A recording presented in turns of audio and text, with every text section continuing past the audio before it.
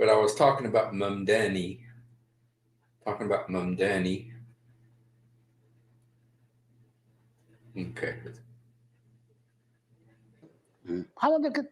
نعم. قال أمرت أن أقاتل الناس جميعا حتى الغرب له علاقة بالإسلام. مم. بحب يعني أحكي عنه هون. طبعا وفي موضوع مش راح أحكي عنه الآن، لكن ممكن في المستقبل أحكي عنه. مم. إنهم كانوا بدهم يبنوا مدينة إسلامية في تكساس، وراحوا اشتروا أرض وجابوا بدهم يبنوا جامع كبير كبير، وبعدين يبنوا بيوت حواليها، وكل المدينة تكون إسلامية. اسمها إبيك سيتي. لكن تكساس الحكومة اكتشفت العملية هذه ووقفوها يعني. عشان هيك بس إن شاء الله في المستقبل نحكي شوي كيف كانوا بدهم يعملوا هذه يبنوا هذه المدينة في تكساس. لكن الحاجة اللي أنا حبيت أحكيها عن أنا بعثت صورة، إذا في إمكانية يتعرض الصورة. أيوة هذا. أنا حبيت أحكي شوي عن هذا الشخص. هذا اسمه زهران ممداني. Well, anyway, that's kind of my. I was actually talking about Mamdani on Father Zechariah's program, and so anyway, so that aired today, and it's gonna. They also made they made like a video short, like a YouTube short, with it, and so they're gonna be releasing that in a few hours. So anyway, I'm still doing stuff with Father Zechariah, not as much as I used to, but I'm still involved with that ministry. And Father Zechariah is still going strong and doing the Father's work. And remember, Father Zechariah is the father of all Islam or Christian apologists who are dealing with Islam. He's the one who started it all. He's been studying it for 75 years. Amazing, amazing man. So anyway, but what I wanted to focus on today is what was going on in the United Nations. I don't know if you guys were watching, but like the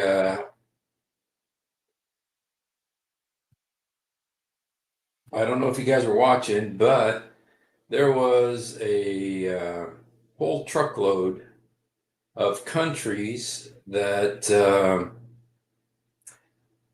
recognized the Palestinian state, and it was like, wow, just watching it made me feel like these people don't really understand the Middle East. Like these people don't understand the Middle East. And so anyway, I just wanted to watch a little bit of it because it reminds me of the prophecies. Let's look at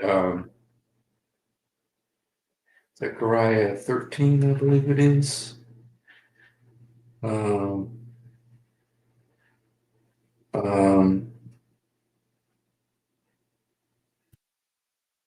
There's, or is it 14? Okay. It says here, it says in Zechariah 14, and I'm not saying that this is a fulfillment of this prophecy, but it feels like it. It says, a day of the Lord is coming, Jerusalem, when your possessions will be plundered and divided within your walls. I will gather all the nations to fight against it. The city will be captured. The houses ransacked. Half of the city will go into exile. The rest of the people will not be taken from the city. Then the Lord will go out to fight against those nations as he fights on the day of battle. So this is a persistent theme that we see in Old Testament prophecy that all the nations are going to join together against Jerusalem. And so today was, there's like about 150 nations already in the UN that recognize the Palestinian state. And so, and today, a lot of countries, all the Arab countries, many African countries and Asian countries, but today it was predominantly European countries. These are the powerful, rich, first world countries that started acknowledging a Palestinian state. So I just want to watch a little bit of it. I just think it's so interesting. Interesting the way they what they did. Okay, so to the Palestinians. Okay. Let's just okay. Of a peaceful future for both the state of Palestine and the state of Israel. Excellencies, Canada is under no illusions that this recognition is. Okay, this is the Canadian Prime Minister, and he here is acknowledging the Palestinian state. A panacea. This recognition is, however, firmly aligned with the principles of self-determination and fundamental human rights in the UN Charter, and it is fundamentally consistent with the policy of the Canadian government for generations. We take this action as part of a coordinated effort led by France and Saudi Arabia. France and Saudi Arabia, they're the Coordinated leaders. effort to provide the possibility of peace and a two-state solution. Recognizing the state of Palestine, led by the Palestinian Authority, empowers those who seek peaceful coexistence and the end of Hamas. It empowers Hamas. Hamas is the one that we're celebrating today. It doesn't legitimize terrorism. Yes, it does. And in no way does it compromise Canada's steadfast support for the state of Israel, its Yes, it does. people, and their security. Yes, it Because does. that security can only be ultimately guaranteed through the achievement of a comprehensive According to your left-wing mush brain. Le Canada intensifiera les efforts qu'il déploie will pour aider take the l'autorité efforts, palestinienne à make mettre the en efforts œuvre it needs to son make to programme. support Ireland. But even in the darkest Okay. viable option to deliver Now, this is Ireland, and a lot of people call Ireland the Palestinians of Europe, just because they had a lot of warfare and the between the IRA, the Irish Republican Army, and Britain, and so here is Ireland. the Kingdom of Saudi Arabia for convening us today, and I commend them for their leadership on this most vital of issues. Those of us gathered here know that the only viable option to deliver a peaceful future for Israel and for Palestine is a two-state solution. At this most critical juncture, we must continue to put our full political weight behind it. The situation on the ground has rarely looked so bleak. A just and lasting peace seems further away than it ever has. But in our own peace process in Northern Ireland, to a conflict of 24 years duration, we recognized that even in the darkest of days, we had a duty as leaders to keep the flame of hope alive and to keep talking. The immense suffering of the Palestinian population in Gaza over the past 2 years has been an affront to the world. It has horrified people around the world, nowhere more than in Ireland, where people have been moved to sorrow and to anger. Anger against who? What happened to Israel on the 7th of October You see, all of them got to have the fig leaf of saying, we are so devastated by what happened to Israel on October 7th. was a horrific and brutal attack on an innocent civilian population, and Hamas must be held to account for its Okay, Hamas must be held to account. How? How are you going to hold Hamas to account? By surrendering to them and giving them trillions of dollars. How are they going to be held to account? Who's going to hold them to account? Ireland? Actions. It was an appalling act of crime, war crime. But it Thank cannot you so much. It's an appalling act of crime. justify what has happened since.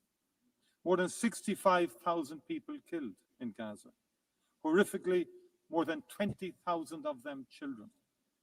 The use of food as a weapon of war, with scarcity becoming hunger, becoming famine. Hospitals attacked, homes and schools destroyed, thousands of years of culture wiped out. People shot as they desperately seek food for their families. Doctors, aid workers, journalists targeted and killed. We have reached a point where what has been credibly described as a genocide is being carried out in front of the eyes of the world. It would be easy to just despair, but we must not. Gaza must move us to action. And there are still humanitarian workers, medics, journalists determined to do their best for the people of Gaza and for Palestine. They're doing so with the most extraordinary courage and without regard to their own safety. To honor them and the Palestinian people, it is right that we as political leaders play our part too. And the only way to end the appalling cycle of violence is to forge a political path. How do you do that? How do you do that? Forge a political path. How do you do that? The only credible destination is a two-state solution. In your head. With Israel and Palestine living side by side. And you want Hamas to agree to that? In peace and security. And that is why Ireland last year, with Spain, Norway, and Slovenia, recognized the state of Palestine.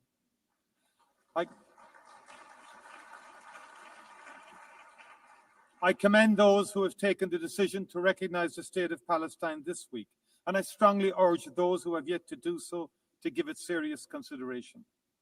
We know that there are people, including in the Israeli government, who are working daily to make that outcome impossible. In addition to the destruction of Gaza, settlements are expanding every day, and illegal settlers in the West Bank are increasingly emboldened and militant. This guy is totally ragging on the Israelis. If we do not move now to everything is the Jews are trying to prevent this from happening. The Jews are with the settlements. The Jews are with, dang. Protect the two-state solution. If we do not work to build a process through which it can be achieved, there may never be another opportunity. That must not be our legacy to future generations. Ireland is ready to play its part, and I look forward. Ireland, just keep to our continuing steadfast cooperation. Thank you very much indeed.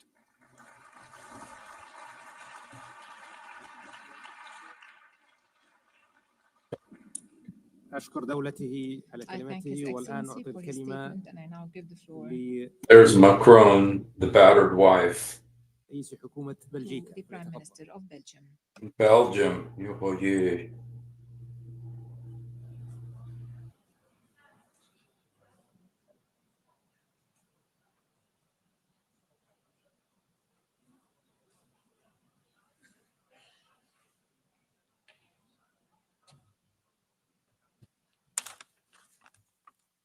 Dear Secretary General, dear Excellencies, ladies and gentlemen, Belgium has always defended the two-state solution and is today reaffirming once again this position by having joined the co-signatories of the New York Declaration. Only this solution will allow Israelis and Palestinians to live side by side in peace and security. To support this aspiration, since the Oslo agreements, Belgium has provided bilateral funding and technical assistance to the Palestinians for a total amount of around 600 million euros. We also remain committed to meeting the acute humanitarian needs in Gaza. We have recently airdropped over 190 tons of humanitarian supplies to address the most acute needs. The Belgian government has recently decided to add another 12.5 million euros to our humanitarian budget for Gaza, in addition to what has already been disbursed. Full and free access to Gaza for providing massive humanitarian aid is an urgent need, as the famine has been officially recognized by the United Nations. Ladies and gentlemen, the resumption of settlement activities in the West Bank, particularly the E1 project, the military occupation aimed at the full occupation of Gaza, as well as the indescribable humanitarian crisis, all raise fears today that, in the absence of an international response confirming the need to keep the prospect of a Palestinian state alive, peaceful and sustainable coexistence in two states may no longer be possible. The recent declarations of a number of Israeli ministers, including the Prime Minister himself, that no state of Palestine will ever exist, is an additional reason for reaffirming the right and the need of the Palestinians having their own state. So my question is, so if he says there will not be a Palestinian state and they're saying this is why we have to do something, what are they going to do? Are they going to do the Zechariah 13 thing? You know, are they going to, you know, actually go fight to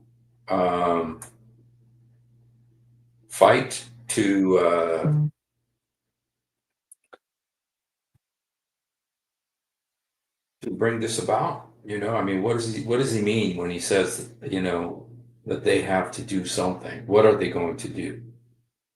Therefore, Belgium is giving out a strong political and diplomatic signal to the world today by joining the group of countries that announces the recognition of the State of Palestine in the margin of this high-level week of the United Nations General Assembly.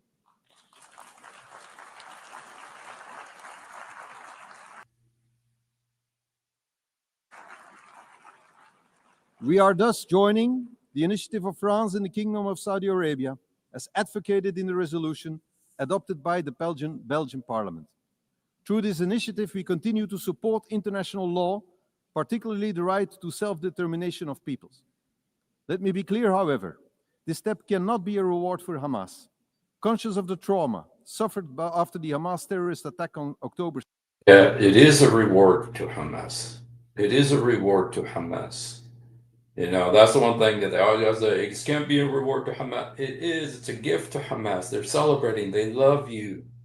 They're going to have you over for tea. 2023, Belgium will proceed to the legal recognition of the State of Palestine once all hostages have been released and all terrorist organizations, such as Hamas, have been removed from the governance of.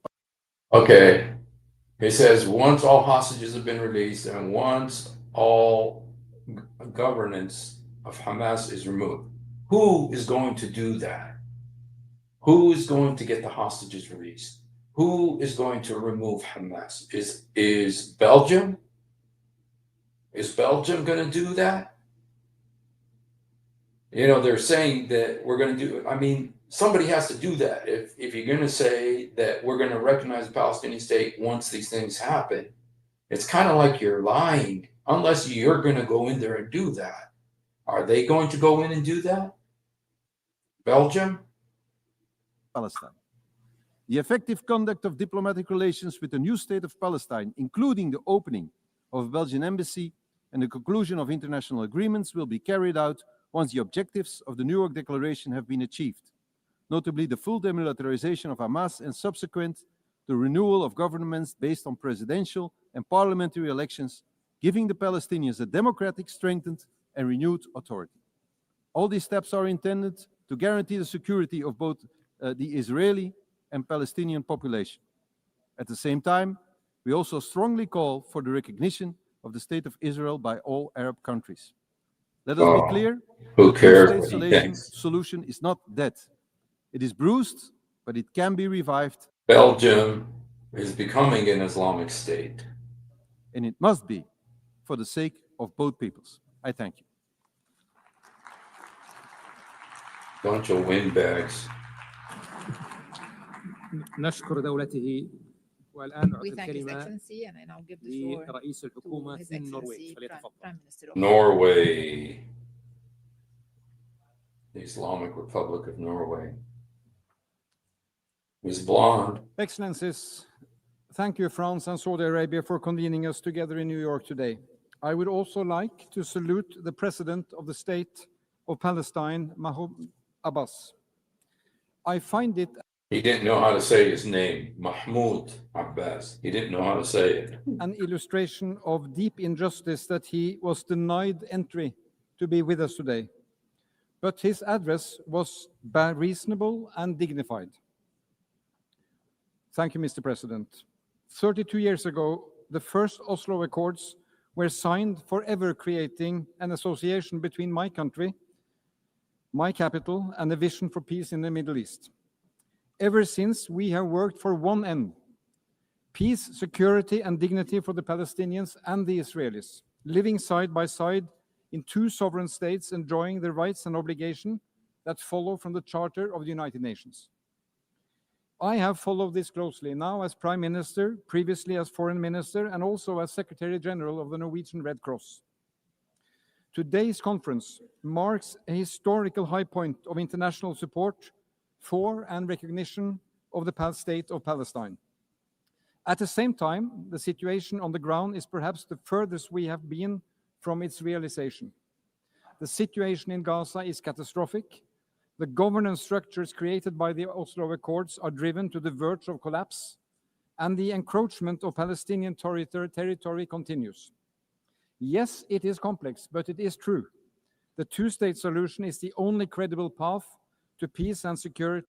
I mean, do they really think that? Hamas doesn't want a two-state solution.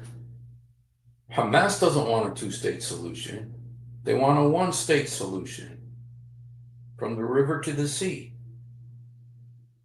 So this guy's saying a two-state solution. I mean, doesn't somebody there have to want this? Nobody wants it. Nobody wants this except Europeans. For both Israelis and Palestinians.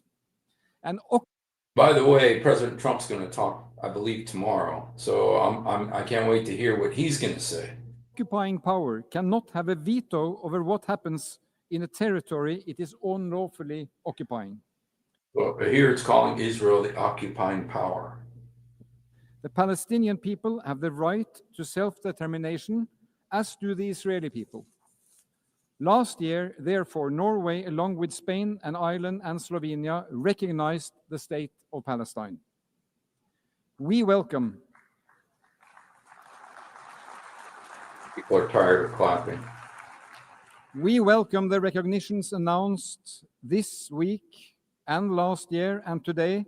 Merci, Monsieur le Président, pour la décision de la France. And thank you. It sends Mr. an President, important for France's signal decision. underlying the urgent need to stop the violence, improve access to humanitarian assistance, release the hostages, and pave the way for a lasting solution based on the fundamental principles of the Charter of the United Nations. Only last week, this Assembly approved a roadmap of concrete actions to this end. And in July, a broad majority voted the New York Declaration. But friends, there will be no state of Palestine or a body to govern Gaza the day after without functioning Palestinian authorities. Preserving and reforming the institutions that we together have invested in and helped build over the last 3 decades is critical. It is critical for the well-being of the Palestinian population and its desperate hour. And it is critical for peace and security also for Israel. The alternative is chaos or worse. It is the strongest rejection we can come up with of Hamas and terrorism to recognize. Hamas is applauding this guy. They love him. They say this is a rejection of Hamas. No, it's not. It's exactly what they want, to have Europe on their side. As a Palestinian state under the Charter of the United Nations. Norway will continue to support the Palestinian government, including through emergency funds we are mobilizing with other donors. And we continue to call on Israel to release the tax revenues owed to Palestine. These revenues are desperately needed to fund schools, hospitals, and the police. So, friends, this is a time to stand up and be counted as defenders of human dignity and human rights, as defenders of a world with firm laws and rules, as defenders of peaceful resolutions. For 80 years, the UN has been a family of nations. The state of Palestine belongs to this family. Thank you.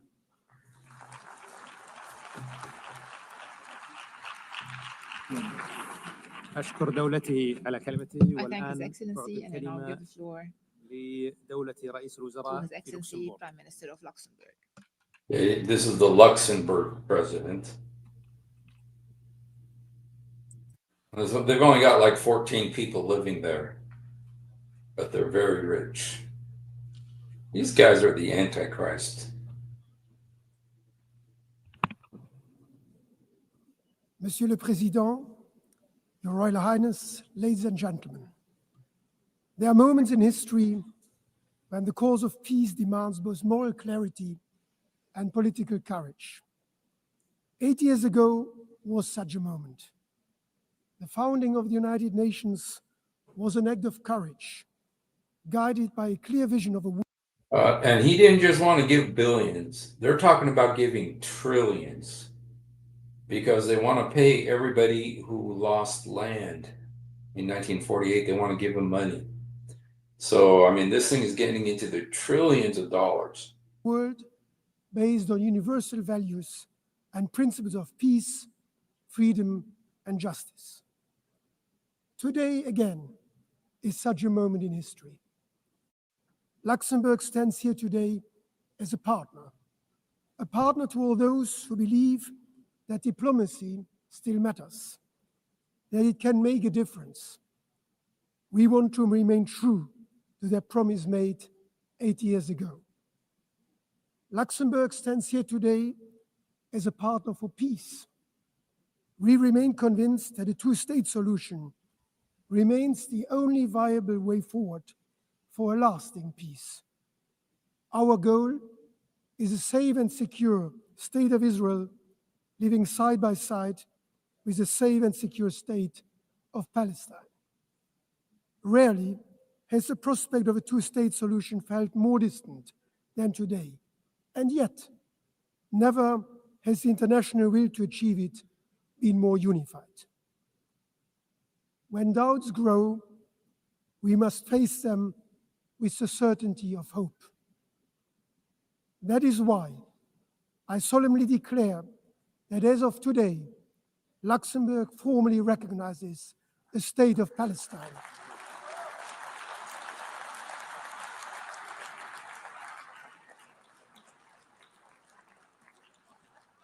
Recognition is not the end of a process.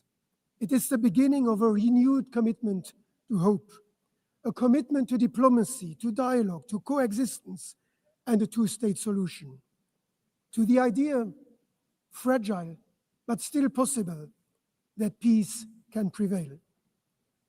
We take this step fully aware of its great symbolic weight.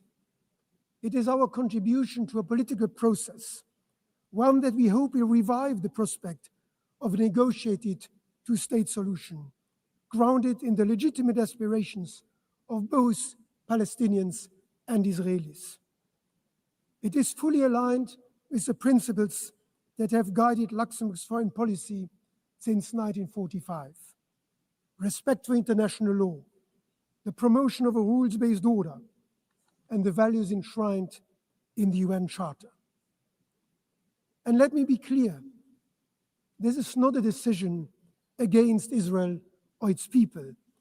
Yes, it is. It is not a decision against Israel or its people.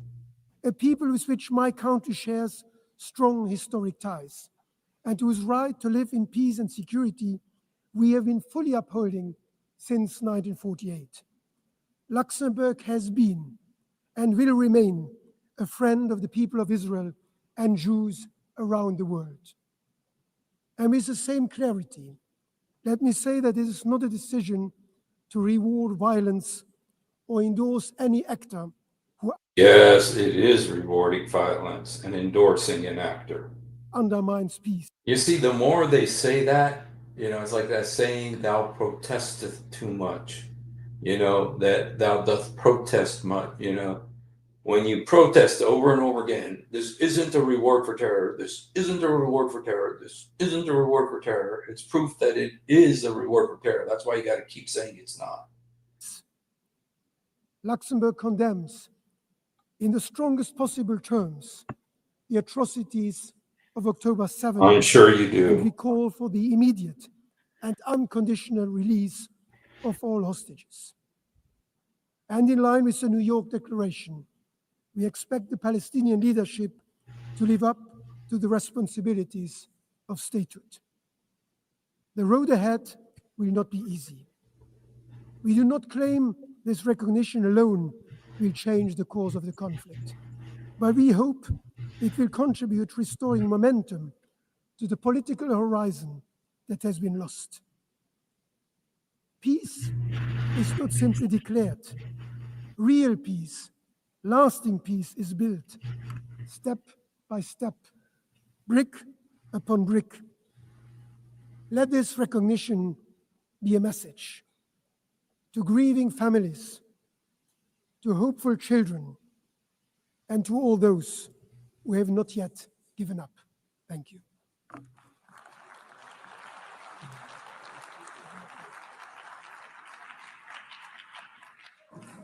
أشكر دولته I thank والآن His أعطي Excellency the الكلمة Prime Minister and give لدولة the رئيس floor وزراء to the مالطا. Prime Minister of Malta.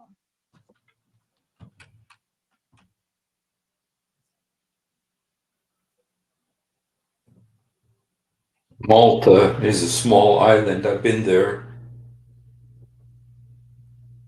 Excellencies, dear friends, let me begin by stating clearly and unequivocally that the Republic of Malta is proud to confirm our official recognition of Palestinian statehood.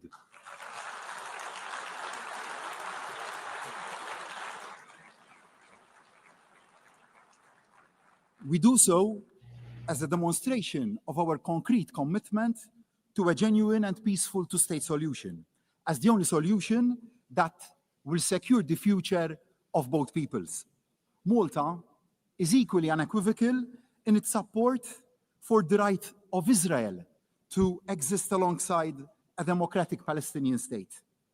In making this commitment, I am acutely aware of how events have unfolded since the appalling Hamas attacks of October. Are you really aware how it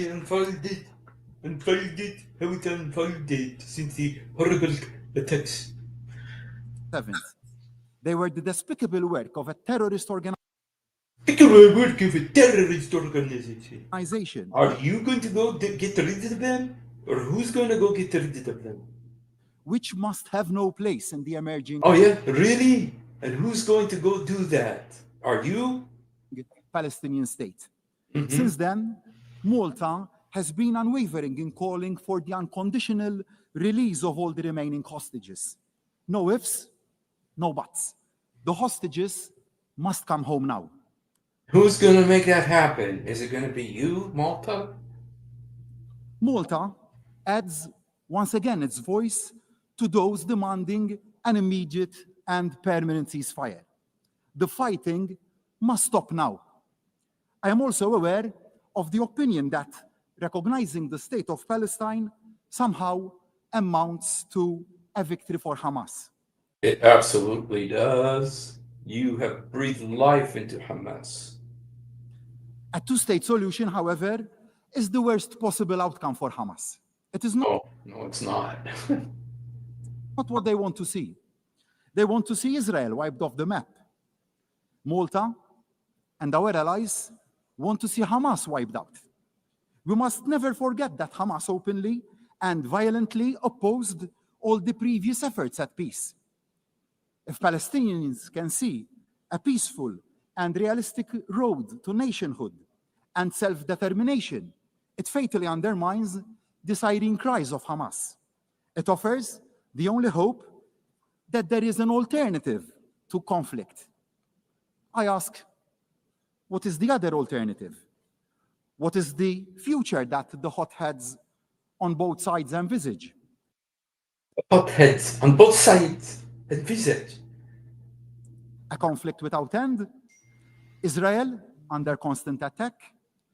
A region mired in instability? That is an outcome nobody should want.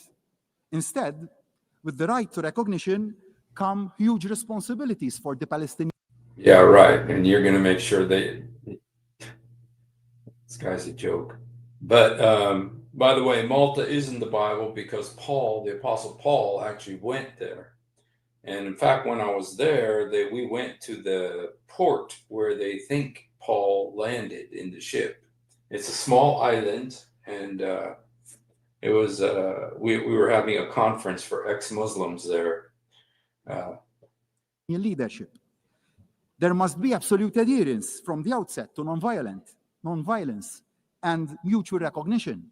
You guys, these are guys that are like a bunch of Europeans living, you know. I mean, Malta is so close to the Middle East, you'd think they'd be a little bit smarter about this. Hamas must have no role. Hamas must have no role. And who's going to make sure that they don't? Who? In any shape or form in the future What a government joke. of Palestine. Malta supports the Palestinians' authority, one state, one government, one law, one gun approach, and the need for urgent, free, and fair elections. Equally, there are urgent responsibilities There haven't been elections for 20 years in Gaza or the West Bank. for the Israeli government. The attacks on civilians and infrastructure must stop immediately. The illegal settler encroachment and accompanying violence in the West Bank must also stop immediately. And unhindered aid under genuine international auspices must be allowed to flow immediately. Starvation is being suffered in Gaza, and the deaths of hungry civilians trying to access the pitiful trickle of food aid being allowed in cannot be allowed to go on. I am not ashamed to admit that I cried after recently visiting the young children we brought over to Malta from Gaza to give them the best medical care our island has to offer and the required prosthesis. These innocent children have had their limbs and the best part of their life stolen away from them. They have also lost their parents, and they have been caused irreparable harm.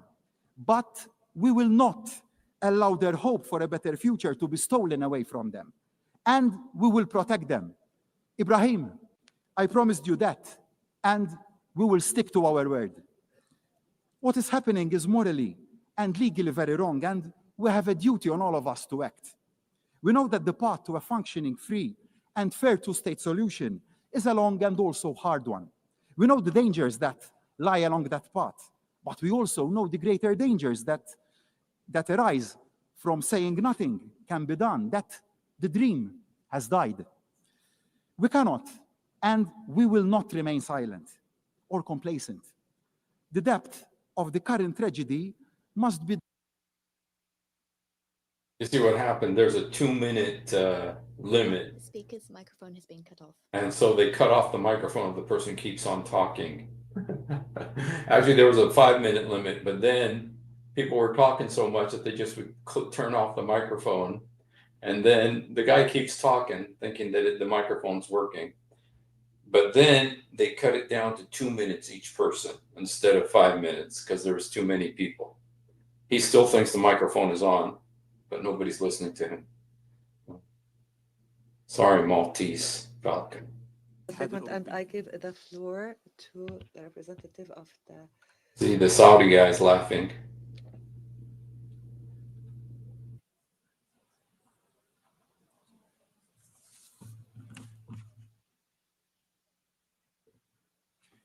Monsieur le Président, Altesse Royale, Excellences, President, Your je Royal veux Highness, remercier Excellencies, l'initiative de la France I would like to et thank d'Arabie Saoudite the initiative of de nous France réunir and à un moment Saudi critique pour la Arabia, the paix initiative being au to Moyen-Orient. gather us at a La critical juncture région for peace a in the Middle connu East. trop de guerres, The region trop de has known violence, far too many wars, trop de far too much terrorisme, violence and trop de morts. terrorism, too many Aujourd'hui, deaths. à Gaza, Today in nous sommes Gaza, devant un cas.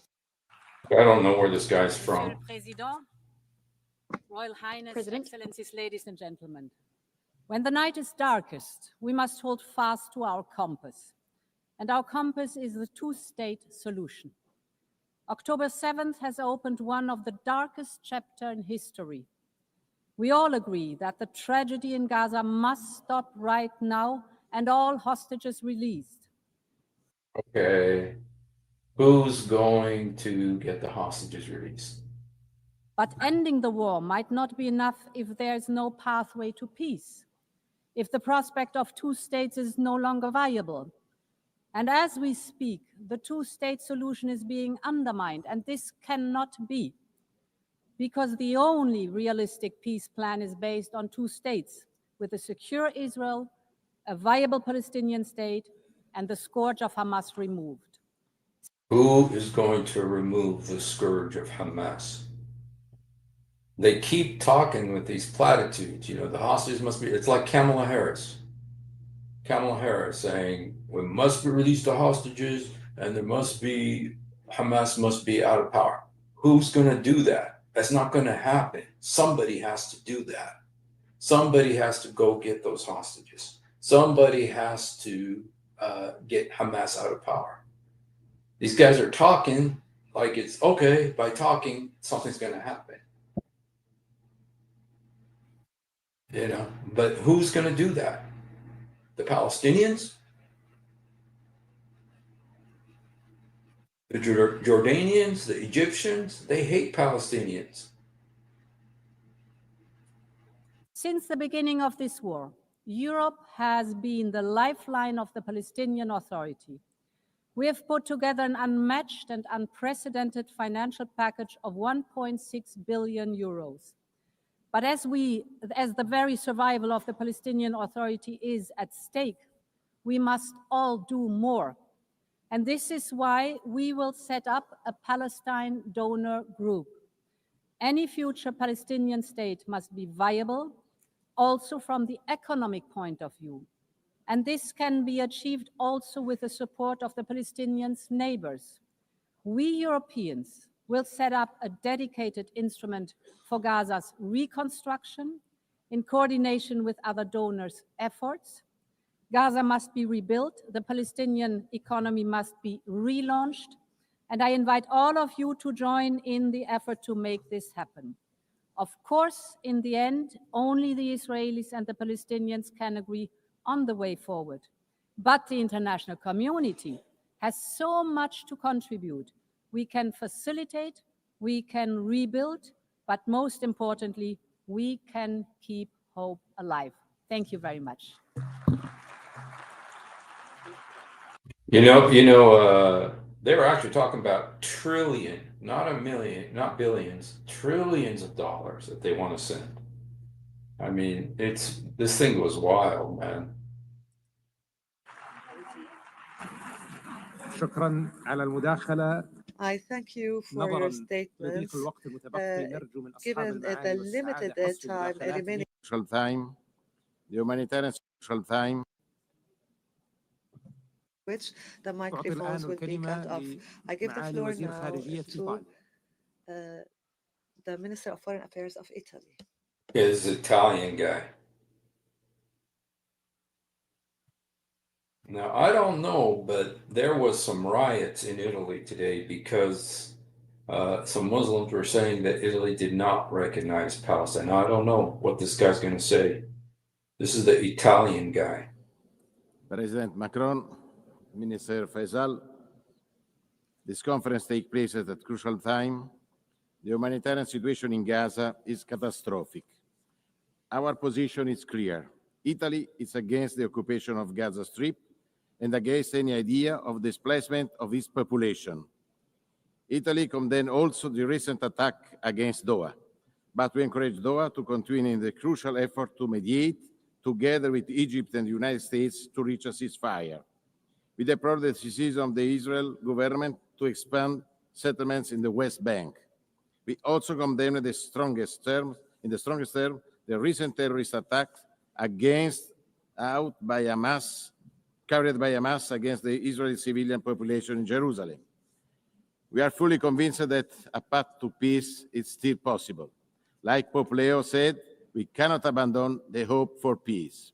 Italy strongly supports the dream of the Palestinian people to have a state. We will continue to support the Palestinian Authority in its reform. We will work hard for two-state solutions with the peaceful coexistence of the Palestinians and Israelis. It is the only solution to ensure a future of peace and prosperity in the Middle East. For this goal, it's crucial to reach the ceasefire, the liberation of the hostages, and the resumption of full humanitarian access. From the beginning of the conflict, Italy provided thousands of tons of aid. Okay, again, the release of the hostages. Who is going to release those hostages? Who's going to pay the price to get those hostages released? Is this just a bunch of windbag talk? Useless? To the Palestinian population. I wonder, you guys, because the Antichrist is supposed to be 7 heads and 10 crowns. He comes out of the ocean. I wonder if those are the nations of Europe. A lot of people used to believe that. When it says that John was in Revelation 13, he was standing by the beach, and then he saw a beast come out of the sea. He had 7 heads and 10 horns.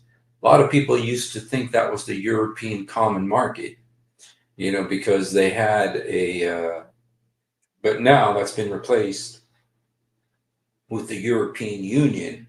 But the European Union has way more than 10. Let me see.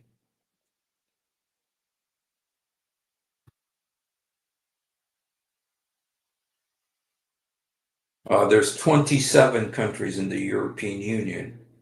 And so the Bible says that the Antichrist is 10 nations, and I'm at 10 heads and 7 heads and 10 horns.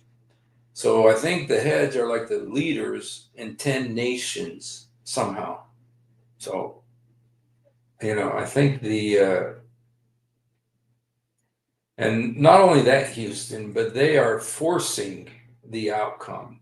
They are forcing the outcome, by doing this. And they're breathing life into Hamas. I won't be surprised if there's not some more terrorist attacks. Organized medical evacuation to cure in Italy hundreds of Palestinian children. We know this is not enough. We must interrupt the cycle of violence. The message from New York is clear. Israel, stop bombing. Hamas, freedom immediately for the hostages. Yeah, but they said Hamas really good.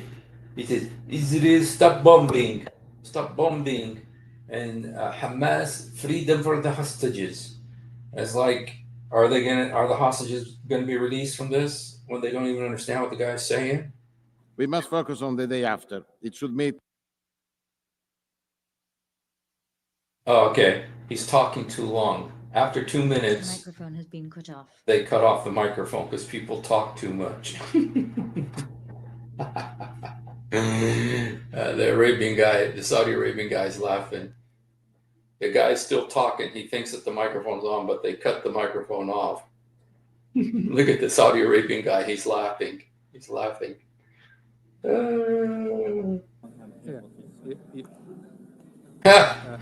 The guy's still talking. This is the Italian guy. He's still talking. Everybody's laughing. This is like central comedy. And look at Macron, the battered wife. Battered wife syndrome. His Excellency وأعطي الكلمة الآن إلى معالي وزير خارجية الجزائر. His Excellency Foreign Minister of Algeria. Algeria. Yobaye. So this is the first Muslim country that's coming in to do this.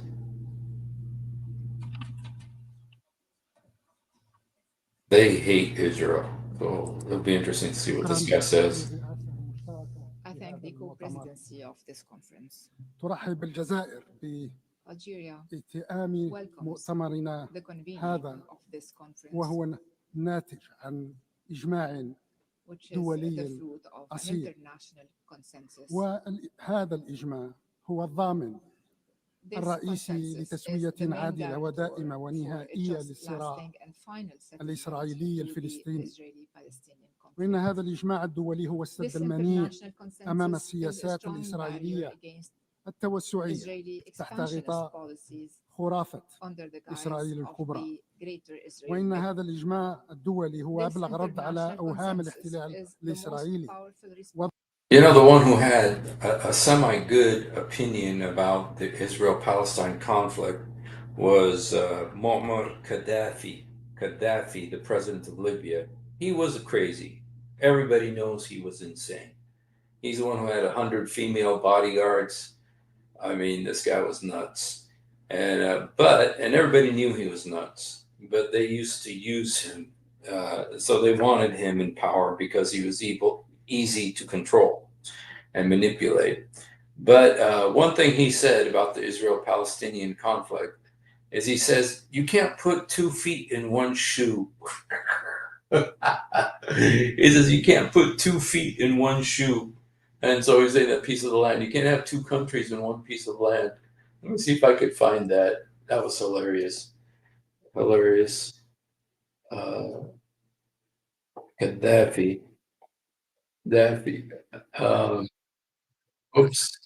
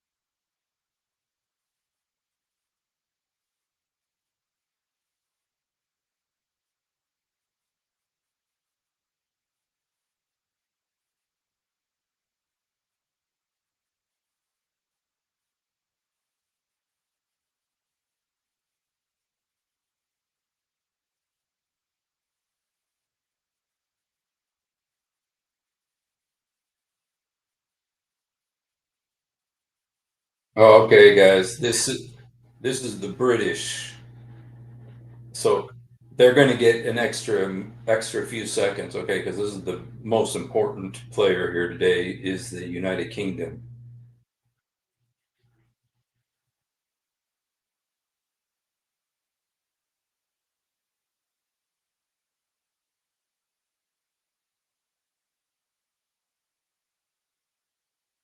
Kiss the ring, bow.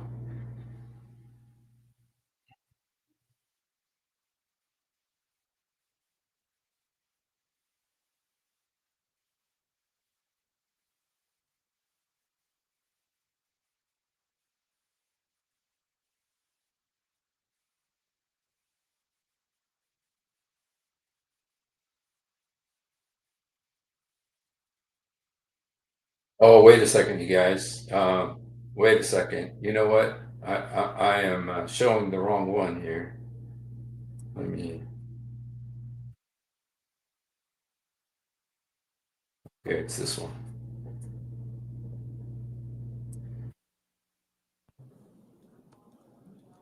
Yes. Thank you, Chair. Thank you, Your Excellencies, President Macron and Prince Faisal. This is England. I stand before you today beneath the emblem of the United Nations to confirm the historic decision of the British government to recognize the state of Palestine.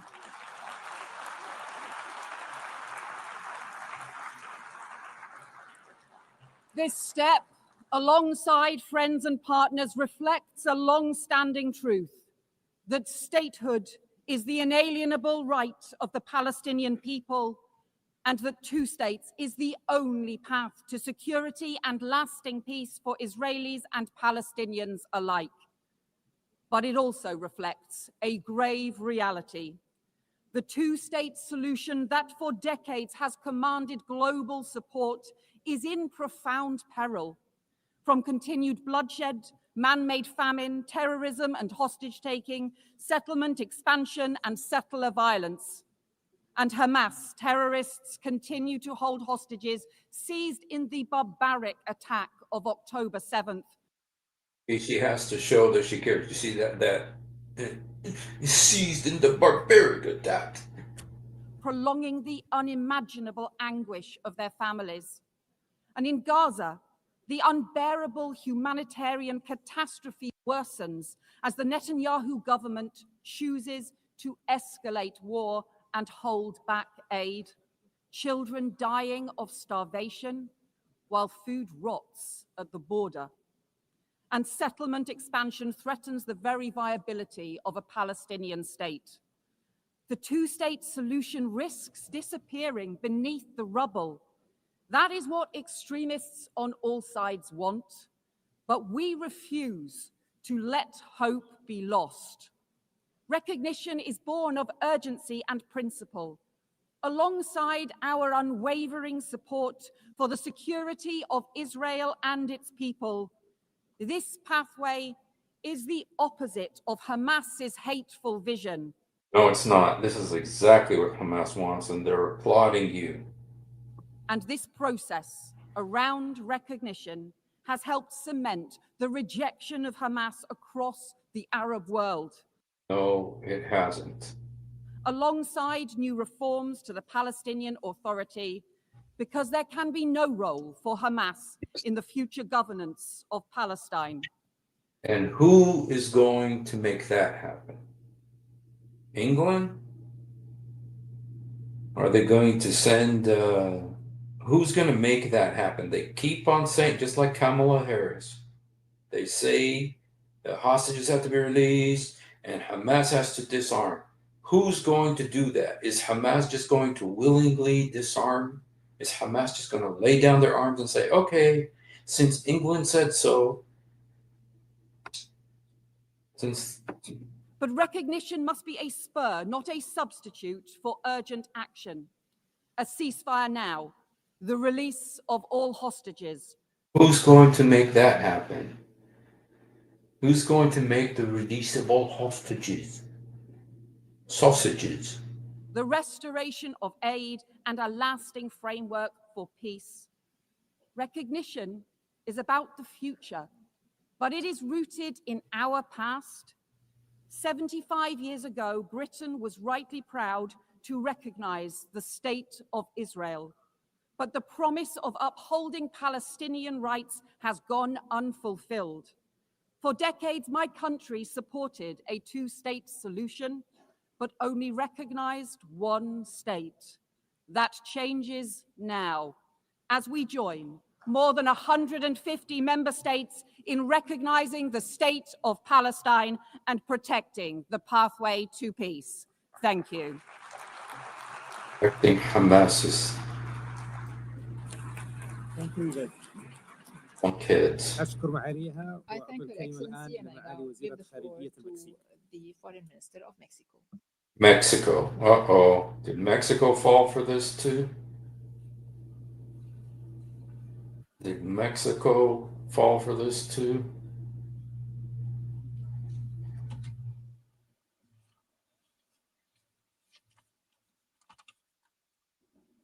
Maybe they'll. Señor presidente, Presidente. Mr. President, a todos nos Excellencies, preocupa we are y all nos ocupa concerned la by grave crisis the en grave Medio Oriente crisis in the que Middle requiere East. de acciones It requires urgentes. urgent actions. Desde nuestra reunión And it's en on all of our julio minds. pasado, Since our meeting se ha in last confirmado July, declaratoria de we hambruna have en seen Gaza. confirmation México states reconoce las Mexico gestiones de todos los recognizes these países steps mediadores taken by all para mediating conseguir de countries inmediato un alto al to fuego immediately definitivo y achieve la a definitive liberación de los ceasefire rehenes and the release of y all considera hostages. Excellency والآن أعطي الكلمة لمعالي And وزير I give the خارجية اليابان. floor to His Excellency, the Foreign Minister of Japan. Japan? I thought Japan did not recognize.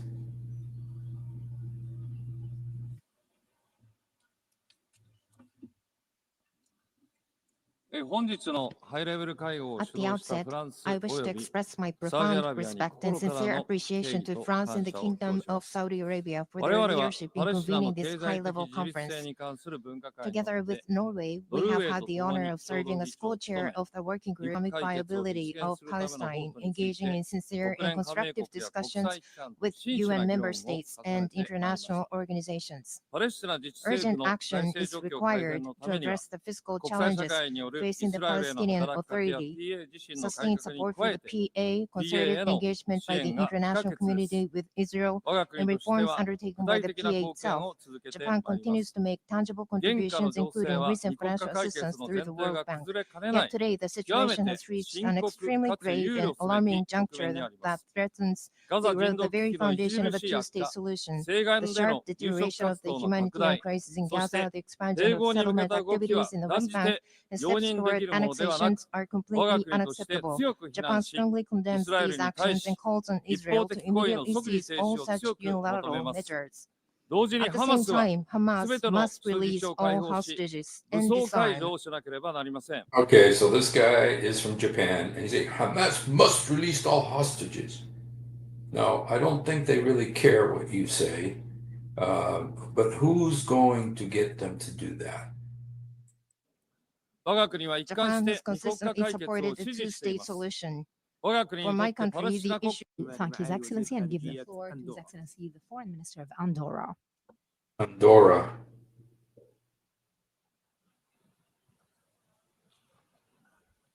Where Andorra is. Messieurs les Présidents, Excellences, Mesdames et Messieurs, la situation à Gaza est devenue insoutenable. Les victimes civiles, majoritairement des femmes et des enfants, se comptent par dizaines de milliers. L'accès à l'aide humanitaire est gravement entravé, érigeant la faim en arme de guerre.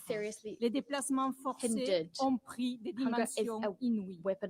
Face à cette tragédie humaine, nous réitérons notre appel à un cessez-le-feu immédiat et la nécessité de mettre fin de manière durable à ce terrible conflit. Un conflit dont la seule issue crédible, mesdames et messieurs, est la solution à deux États. Le résultat du vote du 12 septembre dernier n'a pas laissé l'ombre d'un doute. Cette assemblée, à une écrasante majorité, considère que le peuple palestinien doit pouvoir vivre en paix et en sécurité au sein d'un État aux côtés d'Israël.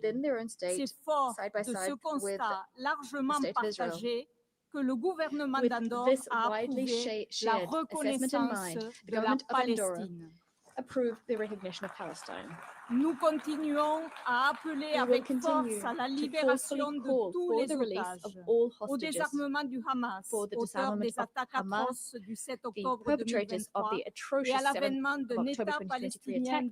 They got to give Israel, they got to put on a fig leaf, you know, and throw some crumbs to Israel too, saying, oh yeah, by the way, yeah, your hostage got to be released, and that was really bad what happened to you. And for the advent of a Palestinian state that's been demilitarized and that exists under the reformed authority. Who's going to make all this happen? Who's going to make all of this happen? All of them are saying the same things, but who's going to make it happen? Of government that excludes Hamas. When the conditions are in place and if we can guarantee the full regional integration of Israel, this recognition will take its effect. With this recognition of Palestine, our country, which is proud of its over 7 centuries of uninterrupted peace, remains committed to neutrality, multilateralism. The speaker's microphone has been cut off. Okay, she's talking too much, so they turned the microphone off. Because everybody's got 2 minutes, but she kept on talking, so it's so funny. Your Excellency. Please shut up.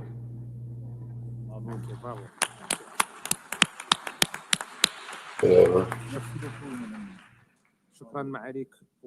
Thank Your Excellencies. Thank you, Your Excellency. I give the floor now to the Deputy Prime Minister of Slovenia. Syria. This is the Syrian. Wow. The Prime Minister of Syria is a woman who doesn't wear hijab? Your Excellencies, I would like to thank France and Saudi Arabia. A mutually agreed and sustainable two-state solution is the only viable path forward for peace in the Middle East. This cannot exist without a legitimate and capable Palestinian Authority, which requires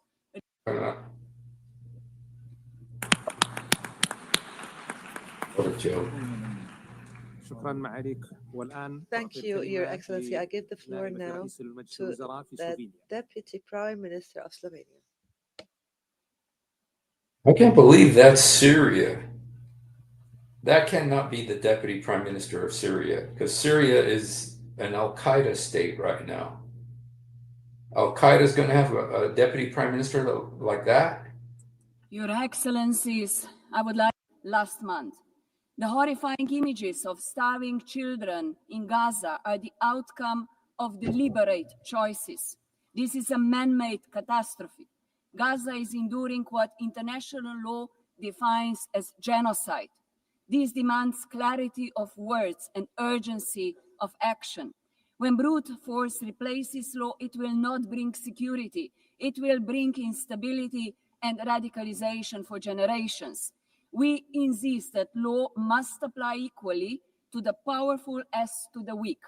Slovenia has acted. Oh, We recognize Slovenia. Palestine together with Ireland, Norway, and Spain.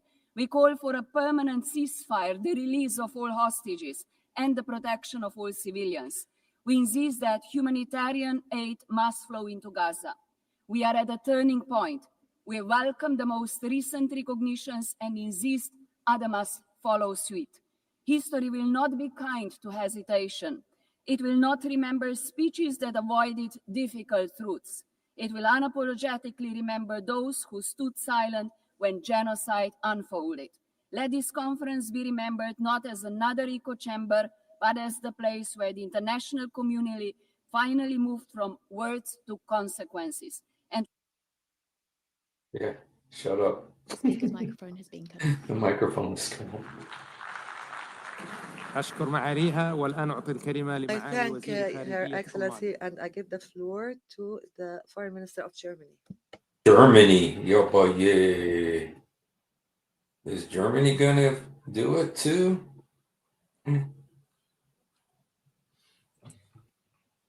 Excellencies, ladies and gentlemen, across Gaza, people are living through hell on earth. Tens of thousands of people have died. Hundreds of thousands are starving. Colleagues, the horrendous terrorist attacks of October 7th and the most brutal war that followed have made it very clear. This decades-old conflict cannot be solved by terror, destruction, and death. It can neither be won nor managed. It needs to be resolved. We are well aware that today a two-state solution appears more distant than ever. We are well aware that steps are being taken as we speak to bring it further out of reach.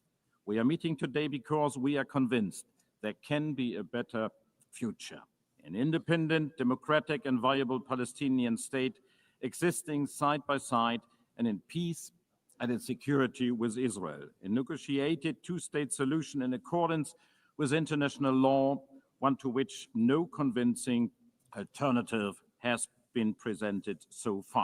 Who is going to make this happen? Who's going to make this happen? Antichrist? I mean, they're saying this has to happen. Are they going to make it happen? Are they going to force it?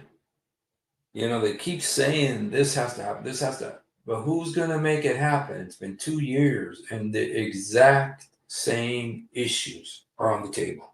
The hostages haven't been released. Hamas has not been disarmed.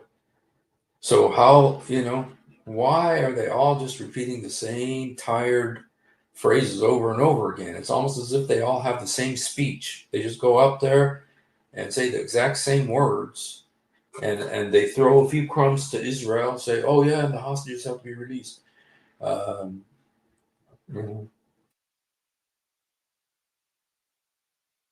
of a waste of time. Colleagues, to bring that future closer, Germany is guided by 3 principles. First, We do not and will not recognize any changes to the 1967 borders unless agreed upon both parties. Second, we consider Israeli settlements in the occupied territories unlawful and a serious obstacle to peace. And third, we respect the IGC's advisory opinion of 19th July 2024 and act in line with its stipulations. My country will always be deeply committed to Israel's existence, which is still being questioned by some. My country will always be committed to Israel's long-term security. Okay, he talked too much. I just wanted to show you guys, just Microphone has been cut off. taking a break. He went over his 2 minutes. But I just want to show you guys that there's a prophecy by Jesus, something that Jesus says that is related kind of to this. It's on this side here. It says, so when you see standing in the holy place the abomination of desolation described by the prophet Daniel, let the reader understand. So Jesus here is saying it's important that you focus on this. When the abomination of desolation, when you see in the holy place, that's in the Temple Mount, then let those who are in Judea flee to the mountains. Now, Judea, you guys, is the West Bank. So Jesus is saying there's a group of people who are going to be in Judea, in the West Bank, and their lives are going to be in danger. So flee to Jordan, flee to the mountains. And so the controversy, I mean, Jesus said this 2,000 years ago, that the controversy is about the West Bank. And the Jews who are in the West Bank are going to be in danger when the abomination of desolation happens. And they're told to flee to the mountains. And so this prophecy right here is this is what they're talking about. They keep on talking about the settlements in the West Bank. They keep on talking about that. Well, that's exactly what this is about, Judea. So it seems like this prophecy is being fulfilled in the sense of because Jesus is indicating there's a great danger on the Jews who are in the West Bank. And you know what? There's not one place that almost every country in the world hates Israel for like the West Bank, because they consider that the Palestinian state. And there are many settlements in it. And I might as well just go ahead and tell you this right now, that Netanyahu said, they asked Netanyahu, they said, are you going to do anything in response to all these nations? And he said, well, I'm going to speak at the United Nations, I think tomorrow or something. Then he's going to go meet with Trump on Monday, and then he's going to go back to Israel. And he says when he goes back to Israel, he's going to say what he's going to do in response to all these nations. And you guys, let me give you my ideas of what Netanyahu might do. Number one, he may start construction on the temple. You guys, you heard it here first. He may start construction on the temple. He might say, you know what? We'd like to have a temple on the Temple Mount. And so we're going to go ahead and start it. Or he's going to annex the West Bank and say this is now legally Israel. Okay? Because to the Jews, they consider it contested territory. They don't consider, they consider it, the non-Israelis consider the West Bank occupied territory. but the Jews consider it contested territory. Well, it's the most controversial piece of land on planet Earth because the whole world wants it to be Palestine and Israel wants it to be Israel. And they call it Judea and Samaria. They don't call it West Bank. But Netanyahu will either start construction of the temple or he will annex the West Bank and say, this is ours now. And once that happens, then all of these nations, they're going to say, well, you know what? We need to go fight the Jews now. And Iran and Russia will lead the way, and then we'll have Ezekiel 38. And so anyway, keep your eyes, you guys. I mean, there's a reason why I'm going through. I know this is a little bit boring, but you guys, I think this is biblical. I think this is biblical what's happening in the Satanic Nation, the United Nations. So anyway, let's just go ahead and see this here again. Okay. I'm just kind of curious to see which other countries are also doing. This is Germany talking. This step, alongside friends and Step alongside.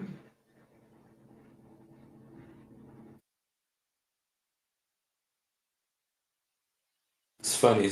partners reflects a long-standing truth that statehood is the inalienable right of the Palestinian people and that two states is the only path.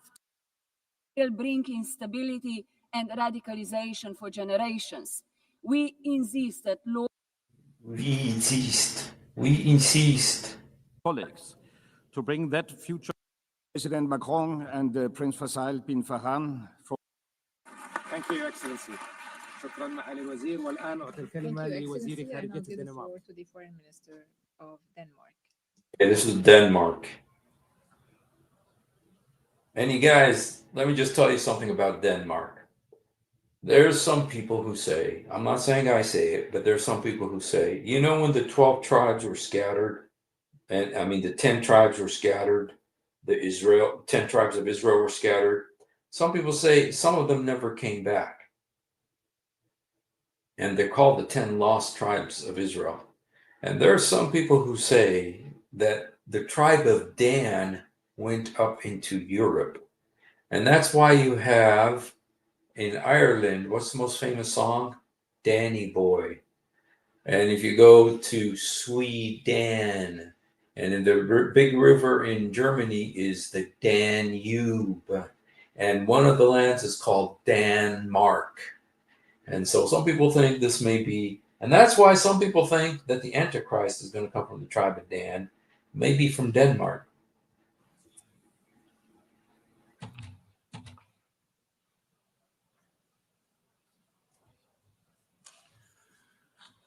Thank you, President Macron and Prince Faisal bin Farhan, for your unwavering effort to push for momentum towards the two-state solution. Denmark has endorsed the New York Declaration and remained deeply committed to build on that momentum. Almost 2 years has passed since Hamas' appalling terrorist attack, and ever since, Denmark has repeatedly condemned the attack, and we continue to insist on the immediate and safe release of every hostage. In the meanwhile, the war in Gaza has created a humanitarian catastrophe of unbearable scale, and Israel is expanding its military offensive. This needs to stop now. Israel needs to change course now. As an elected member of the Security Council, Denmark actively pushes for solutions, urging for an immediate ceasefire, release of hostages, unhindered humanitarian access. Again, he's calling for the release of the hostages. Who is he talking to? And how are they going to do that? Today, the two-state solution is challenged by the war in Gaza, by Israel's direct opposition, expanding of illegal settlements, and threats to annex Gaza. When it talks about illegal settlements, that's in Judea, in the West Bank, the prophecy of Jesus. Gaza and the West Bank. This is why I say today, the keys to recognition of a Palestinian state should no longer lie in the hands of the Israeli government. The Palestinians themselves must be able to fulfill the conditions for the creation of a viable Palestinian state. The key must be in their hands. The Palestinians must become masters of their own destiny. Therefore, Denmark stands ready to recognize Palestine as a state when certain conditions are met. The Israeli hostages are released, when Hamas are disarmed and no longer plays a role in Gaza. It's unbelievable, man. It's exactly, this guy's got the same speech. The hostages released, Hamas disarmed. Somebody has to do that. It's not just going to happen. Somebody has to do that. Who's going to do that? Denmark? When there has been further progress on the PA's reform agenda, and when it is certain, and when there is certainty that a future Palestinian state will be demilitarized. In that spirit, we welcome the strong commitment by President Abbas regarding democratic reform and condemnation of Hamas, confirming that they can have no role in Gaza. Denmark has been at the forefront pushing for each. Okay, he talked too long. They cut off his microphone. Sorry, Denmark, you're a tiny little country. Nobody cares what you think.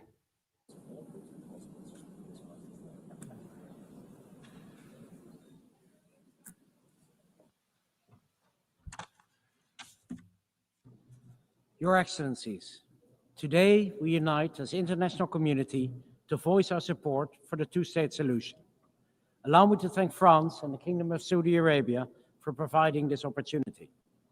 We must bring an end to this continuous cycle of violence and suffering that Palestinians and Israelis have for long endured. We have both the ability and the obligation to provide hope and a future to those who seek peace and reconciliation. The horrendous war in Gaza must end now, and the worrying tide in the West Bank must be turned. With this in mind, we put our signature under the New York Declaration. And with this in mind, we have taken and will take steps to preserve the two-state solution and alleviate the immense suffering of the people of Gaza. Yes. Violence and suffering. Thank you, Excellency. Thank you, Excellency, and I give the floor to His Excellency, the Foreign Minister of the Netherlands. Oh, this is the Netherlands. This is Holland now. So this guy's Holland. Of the people of Gaza. A full course correction is needed, and the steps the Netherlands takes at the national and European level should force Israel to change its course. Force Israel to change its course. A legitimate and democratic Palestinian Authority with full control of the Palestinian territories is critical for achieving a viable Palestinian state. Hamas can have no role in future governance. Who's going to make that happen? Hostages and lay Who's going to make that happen? Who's going to make the hostages come home? down its arms. Birds? And any future solution must guarantee the security of Israel, as we remain fully aware of the intention of Hamas and its likes.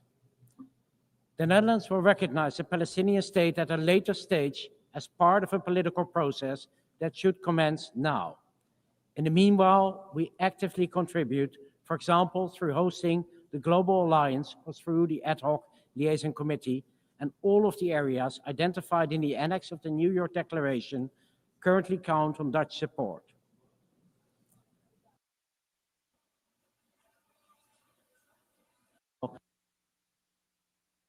He got his mic cut off.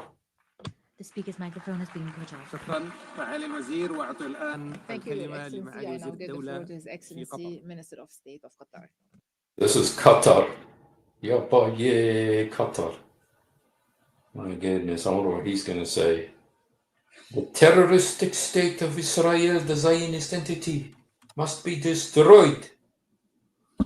In the name of yeah, he had to come bring his religion into it. God, the compassionate, the merciful, Your Excellencies, I would like to express my appreciation to His Excellency, the President of France and His Royal Highness of the Kingdom of Saudi Arabia for their perception in convening this historic conference for the peaceful settlement of the Palestinian cause under the umbrella of the United Nations. This international movement comes in a very important context. First, a historic context of decades of injustice, occupying the territories of peoples who have been subjected under occupation, taking their land and living under complete destruction in Gaza. At the same time, the West Bank is subjected to reckless practices, annexing land, expanding settlement, and violating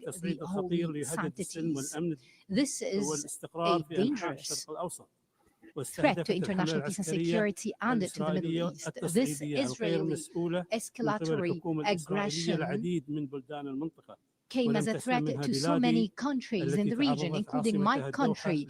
Our capital, Doha, has been subjected. Because Israel attacked them because they are hosting the Hamas leaders in their five-star hotels.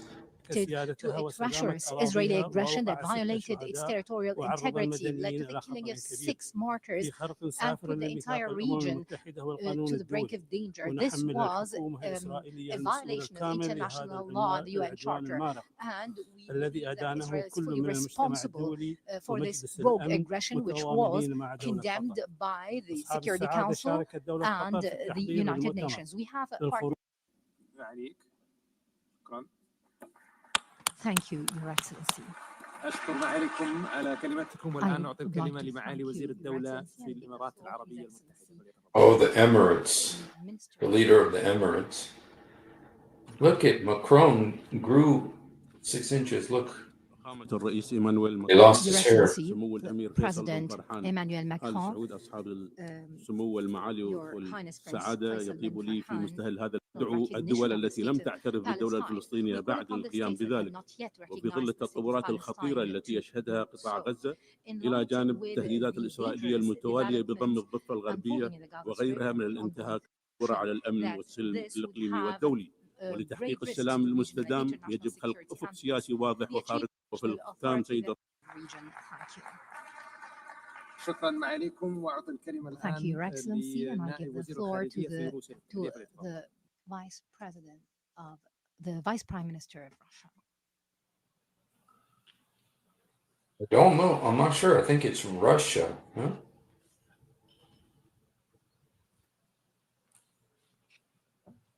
What a clown show.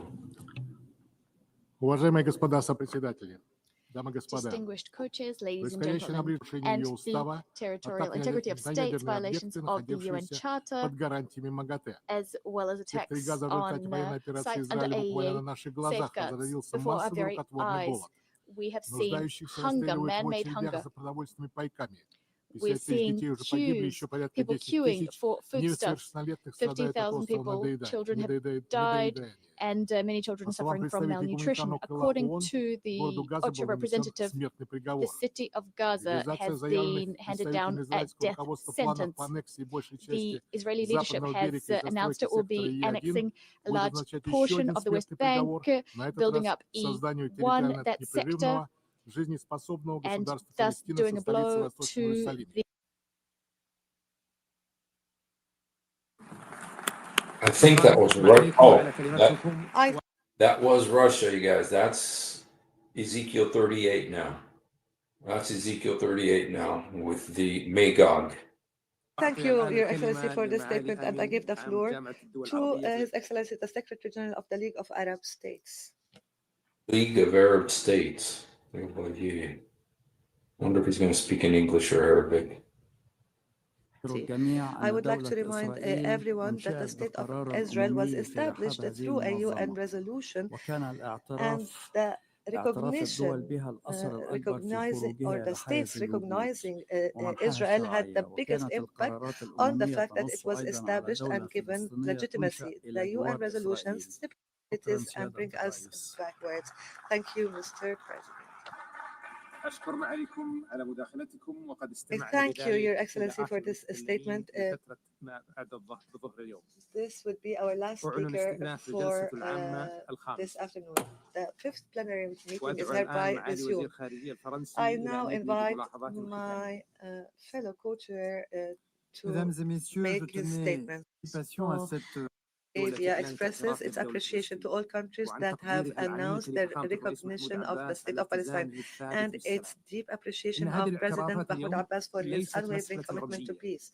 These recognitions today are not symbolic but reflect a will and a responsibility in fulfilling the right of the Palestinian people to self-determination and decisive action towards ending occupation and make the two-state solution a reality that is irreversible.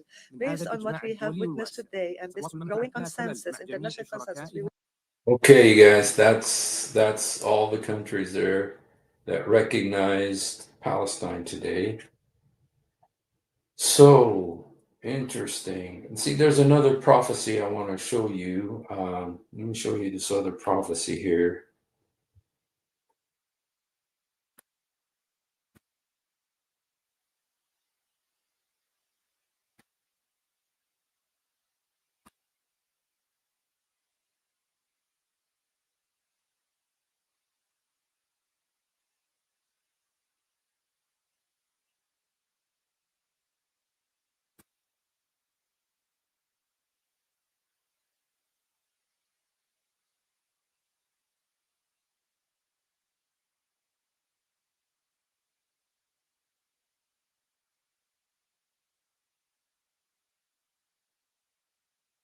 Just if you look at Zechariah, I think it's chapter 4, to be honest. And it talks about these carpenters. Go back, actually, maybe number 3. Talks about these. Chapter 2. Talks about these carpenters.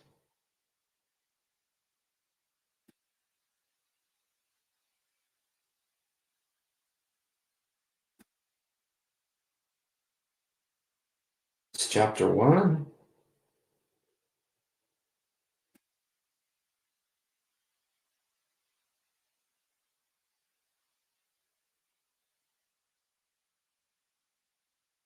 Okay.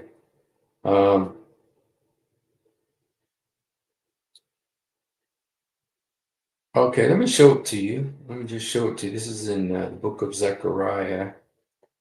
In the book of Zechariah. And I'm not an expert in this, but I'll just show it to you. And the Lord showed me 4 carpenters. Then I said, what shall these do? He said, these are the 4 horns which scattered Judah, so no man did lift his head. These are come to fray and cast out the horns of the Gentiles, which lifted up their head to scatter it. Okay.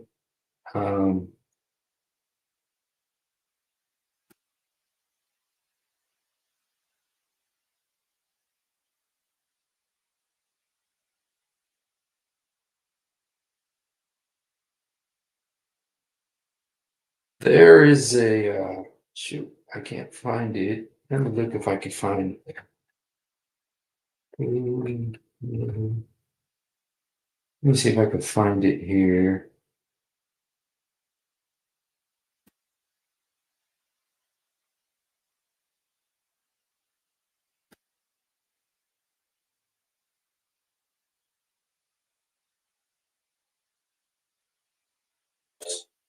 Oops, sorry.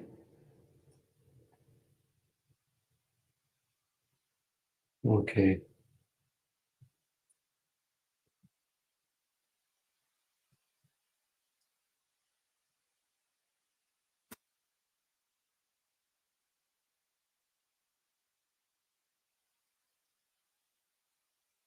Okay.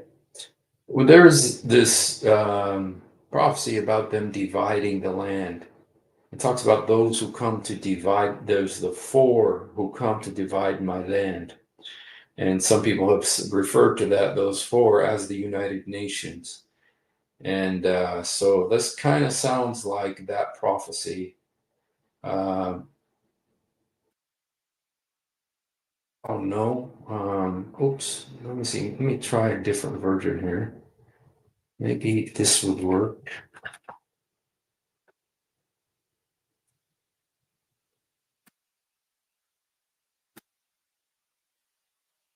Okay, I don't see it. Well, anyway, that's kind of what I've seen. But anyway, I kind of think this is historic, what we're seeing here with the nations gathering. And it's all kind of imposing this on Israel. They're foisting this solution on Israel, forcing Israel to accept it. Now, of course, Israel and America have not accepted it. And what's the next step? But some of those foreign ministers stuff were saying to force Israel to accept the solution. And so, yes, and I think it's going to increase. And I think that they're going to, it's going to get worse. And, you know, I was talking with my wife the other day, and it seems like, you know, Jesus talked about before his coming, it's like there's birth pangs. You know, it's like a woman in labor. And, you know, a woman in labor, you know, when she has the, you know, the birth pangs, you know, at first it's like a few hours apart, you know. Oh, what's going on? Shoot. You know, it's a few hours apart, and then it becomes a few minutes apart, then it becomes a few seconds apart. You know, it's like these birth pangs, they start coming closer and closer and closer. And things are just happening contractions, thank you. It happens things are happening so fast. I mean, we're still in the middle of this Charlie Kirk situation. And then all this stuff is happening, and it's all, and just wait till tomorrow, you guys. Wait till tomorrow when Donald Trump talks. He's going to go talk. And I don't know what he's going to say. And then I don't know what Israel's going to say, what Netanyahu is going to say when he gets back to Israel. He's not going to go back to Israel for almost a week. But when he goes back, he's going to say what they're going to do. And somebody asked him today, says, what are you guys going to do in response to the UN? He says, when Netanyahu comes home, he'll talk about it. And it's like, uh-oh. And like I said, it's either going to be a temple or it's going to be an annexation of the West Bank. And then all the nations will turn against them. And so, yeah, I think Trump might do that. Trump, I don't think Trump is born again. You know, I mean, he's doing a lot of things good and right, like you want a Christian, but I'm not sure he's born again. You know, because somebody asked him, you know, do you believe Jesus died for your sins? And he says, oh, I don't sin. He says, I don't sin, you know. And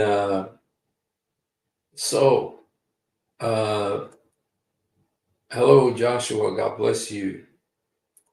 You know what? It's like a lot of people don't believe in the prophecies. And a lot of people don't believe in the prophecies. But I tell you what, man, the way it's happening right now, I won't be surprised if we don't see that temple go up. And if we see that temple go up, you guys, that's going to be World War III. Okay. And the rapture and the coming of the Antichrist. And there's some people, you guys, there's some people who say, okay, I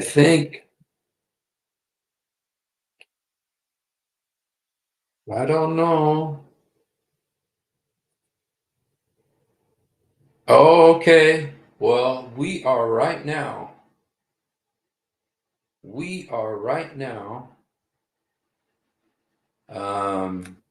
It is right now Rosh Hashanah. It is right now Rosh Hashanah.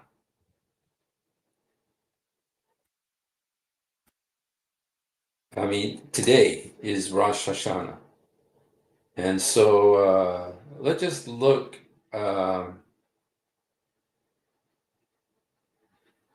Let's just look at some things about Rosh Hashanah. because there's people who think, I'm of the opinion, and my opinion may be wrong, that the rapture is going to happen. The rapture is going to happen on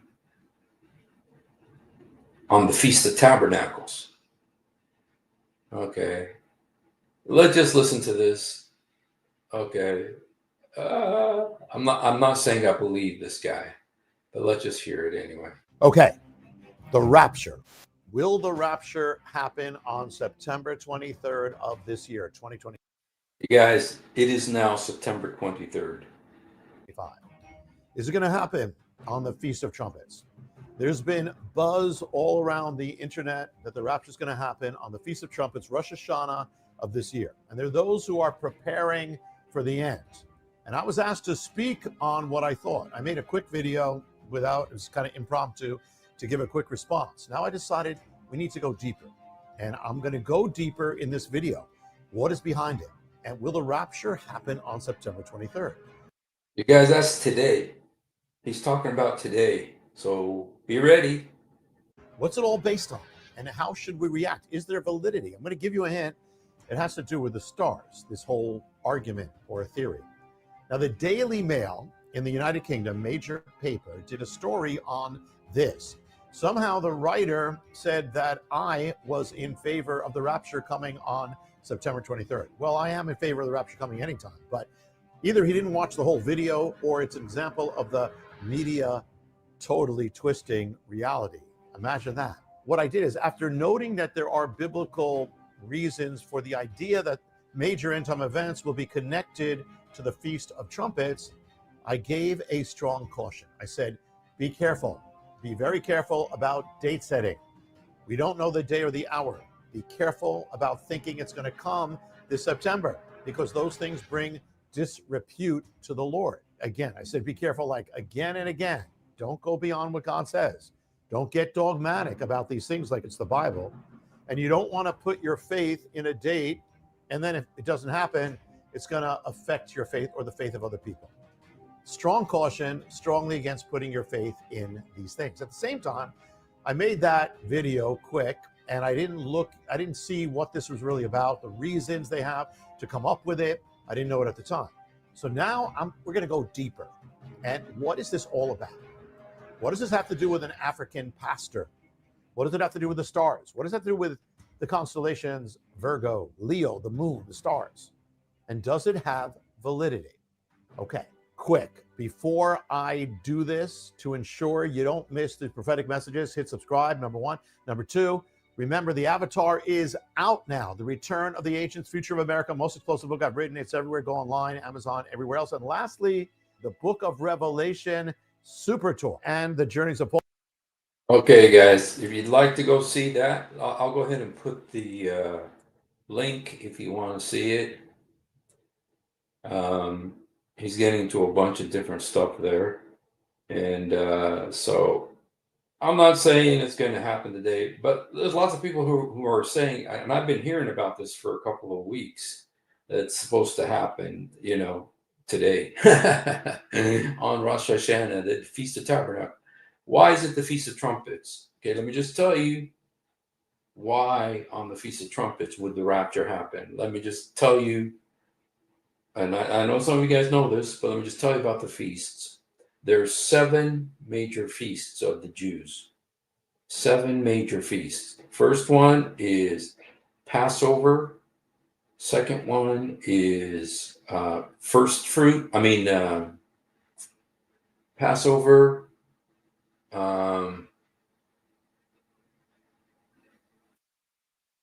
Passover. Shoot, what's the second one? But there's a second one. Okay, it's after Passover. I think. Unleavened bread. Then there's first fruits. Then there's Pentecost. Then there's tabernacles. Then there's like atonement and another one. Well, the first 4 were fulfilled exactly on the day of those feasts. They were celebrating these feasts for years, over 1,000 years on a specific day. Well, on those specific days, on the day of Passover, Jesus was crucified. On the day of the unleavened bread, Jesus was in the ground. They covered the bread. Then on the day of first fruits, Jesus rose from the dead. On the feast of Pentecost, 49 days later, the Holy Spirit was poured out. So these events happened exactly on the day of the feast. But there's 3 more feasts that have not been fulfilled yet. The first is the Feast of Tabernacles. Well, a lot of people believe that the Feast of Tabernacle is the day when our bodies will be changed, because the body, tabernacle speaks of the body. Paul says, I put on this tabernacle and take off this tabernacle, And so this speaks of the body, and this will be the change of the body. And so that's why they think the rapture might happen on the Feast of Tabernacles. Well, today's the Feast of Tabernacles, you guys. So if it happens today, I'll see you guys in the clouds. There'll be no live stream tomorrow, you guys. If the rapture happens today, there'll be no live stream tomorrow, okay? Because I won't be here, man. Woo-hoo-hoo. We could really do... Where's my wife? Yes. I'm going to inform her too. Actually, she's the one who kind of told me about the September 23rd thing. So anyway, hey, right on. So, but anyway, so in case that happens, I don't have to go to work tomorrow. Woo-hoo! Praise the Lord. And if that happens, then there will be no live stream tomorrow. So, but in the meantime, keep preaching the gospel, and we'll be ready if it's tomorrow, if it's next year, if it's 10 years from now.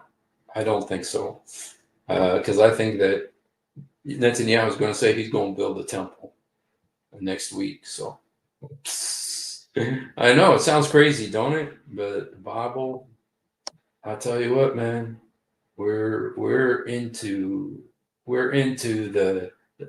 thick of it right now.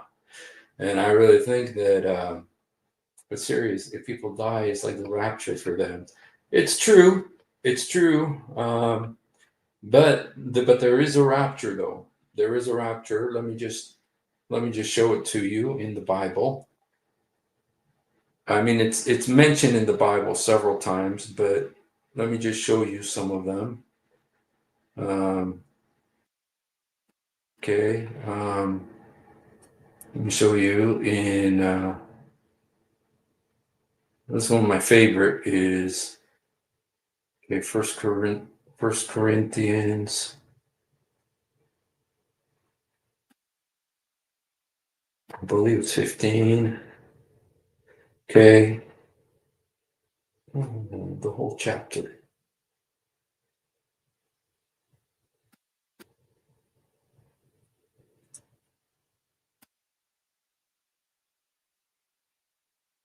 Okay. How do you get the whole chapter? I don't want just the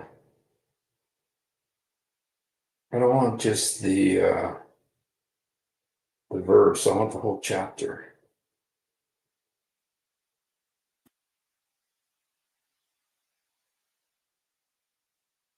Oh, chapter 15, like that. Okay, here's chapter 15. Look what it says here. What is this? I don't want any summary. I want the chapter. Yo, boy, yay. The Bible. I don't want no study. Okay. Let me just go to something else. I don't like the way these guys work. Bible. Gateway. Even though I'll have to change it. Okay.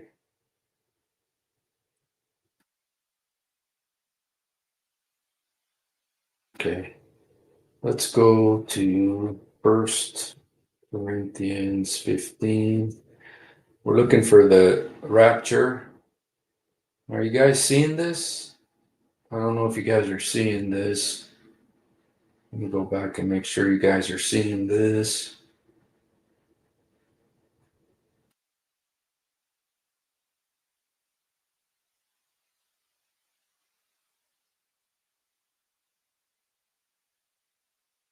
Okay, here. Okay, let me just 1 Corinthians 15. Let me just show you this here. It says,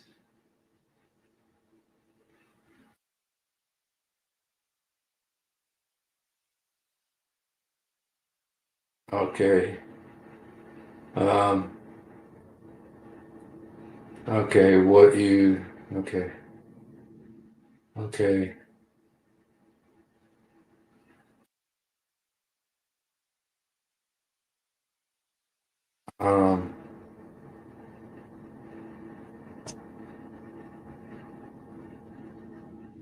Shoot, where is it?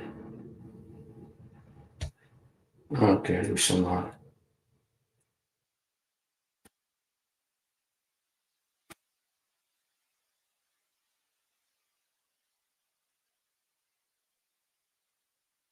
Okay.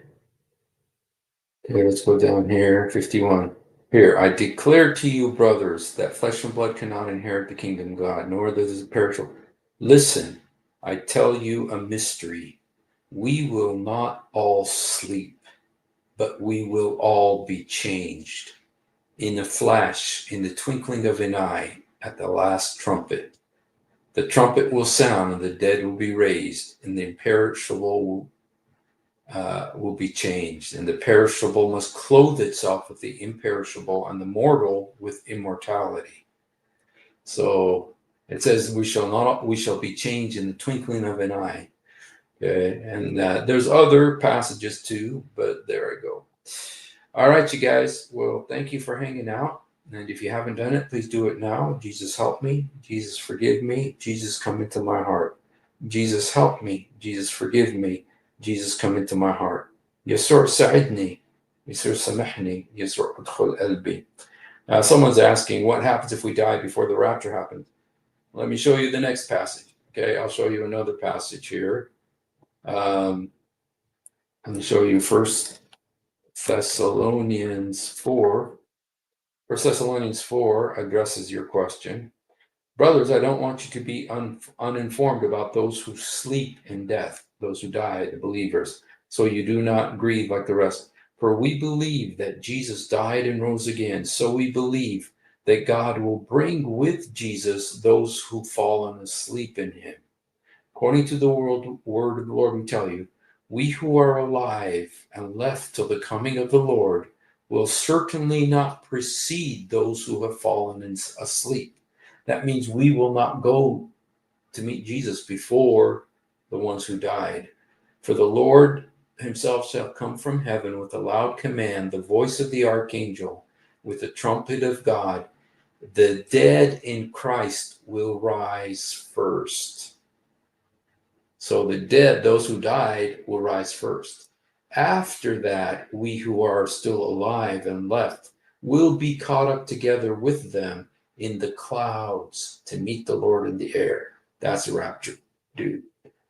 I'm getting excited. I'm not going to sleep, you guys. It's supposed to happen today, you guys. Woohoo! Yeah. Jesus died and came back to life after 3. Of course, Jesus' situation is completely different. You know, he died and rose again, plus he's God. So Elijah and Enoch, however, they were taken up without dying. So some people think they're going to be the ones who come back, the 2 witnesses of Revelation 11. So, all right, you guys, thank you for hanging out. Have a wonderful day. It's kind of an exciting, exciting day there, you know. Will you light an oil lantern with Ida? Sure. I think we have one too. So, all right, you guys. If there's a rapture, there will be no live stream tomorrow. I'll see you guys. See you here, there, or in the air. Woohoo! All right. God bless you guys. Have a great night.